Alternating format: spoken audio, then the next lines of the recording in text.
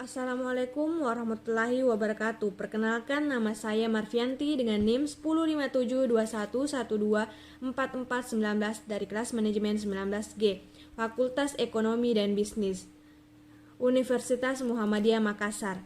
Baiklah, di video kali ini saya akan memaparkan materi tentang gabungan tenaga penjual dan satu study case atau studi kasus yang saya akan kaitkan di dalamnya.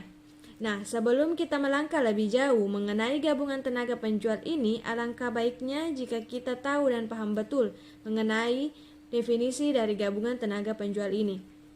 Jadi, gabungan tenaga penjual seperti yang kita ketahui tidak semua executive manager memiliki kemampuan yang memadai untuk merumuskan proyeksi sebagai akibat dari bidang dan tugasnya.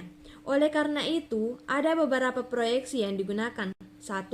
Pendekatan akar rumput, yaitu tenaga penjualan diminta untuk membuat proyeksi penjualan baik dari jenis produk, daerah pemasaran maupun segmen pembeli. Kemudian hasil proyeksi digabungkan dari semua tenaga penjualan. Ada beberapa kelebihan dan kekurangan dari proyeksi ini. Lebih akurat karena dilakukan oleh orang-orang yang ada pada bidangnya, sedangkan kekurangannya mahal karena melibatkan banyak pihak. 2. Teknik manajemen penjualan. Dalam proses pembuatan proyeksi ini, beberapa manajemen penjualan duduk bersama untuk merumuskan proyeksi penjualan dengan mempertimbangkan beberapa aspek yang dapat mempengaruhi penjualan pada masa yang akan datang. Kelebihan dari metode ini yaitu waktu untuk membuat proyeksi akan lebih cepat, sedangkan kekurangannya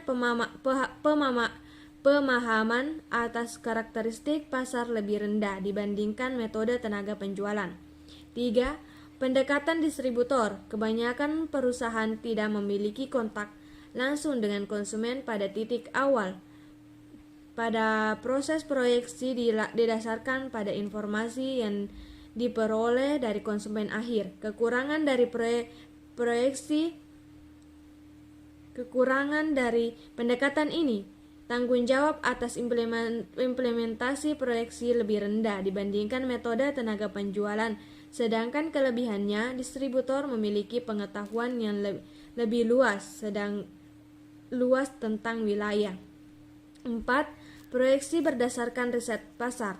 Proyeksi ini didasarkan pada riset pasar yang memadai. Setelah informasi yang diperoleh melalui riset pasar dipandang cukup, informasi ini kemudian dianalisis oleh orang-orang yang dipandang memiliki keahlian untuk merumuskan nilai proyeksi.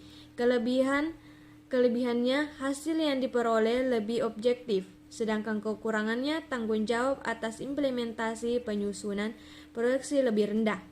5. Penilaian probabilitas individual.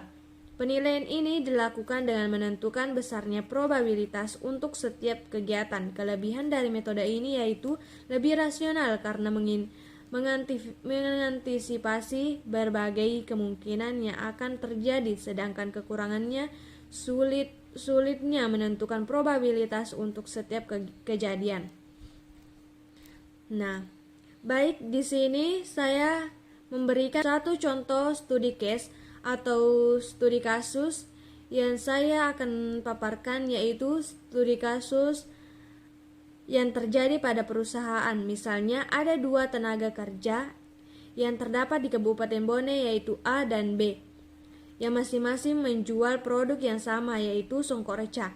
Kemudian tenaga kerja A memproduksi penjualan di masa yang akan datang sebesar 5.500 songkok reca, dan tenaga kerja B memproyeksi penjualan di masa yang akan datang sebesar 3.500 songkok reca.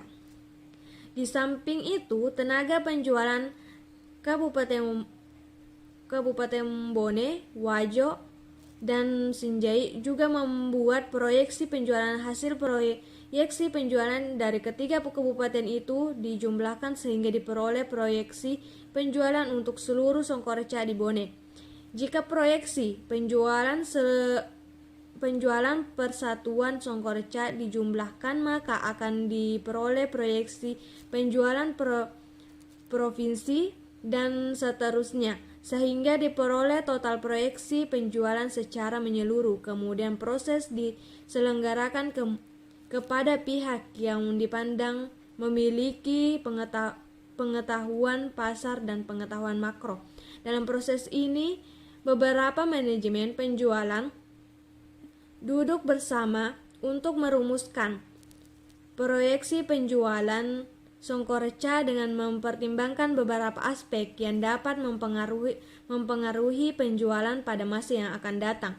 Dari aspek makro dan aspek mikro, dan hasil diperoleh dari konsumen akhir. Kemudian dilakukan pendekatan akar rumput karena pembuatannya sangat lama dan melibatkan banyak pihak sehingga produknya mahal.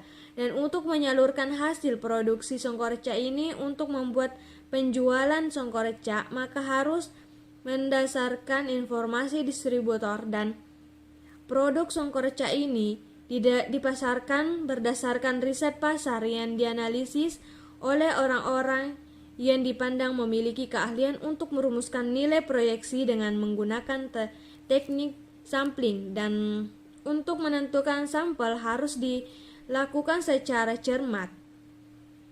Baik jumlah maupun metode pengambilan sampelnya. Hal ini dimaksud agar informasi yang diperoleh mampu menggambarkan keadaan populasi sehingga dapat memberikan hasil proyeksi yang optimal. Kemudian dilanjutkan dengan melakukan satu kegiatan untuk memasarkan Songkoreca ini yang biasanya disebut juga dengan penilaian probabilitas individual, di mana mereka melakukan kegiatan untuk memasarkan produk Songkoreca ini dan meramalkan beberapa Songkoreca yang harus dibuat berdasarkan tingkat keramaian.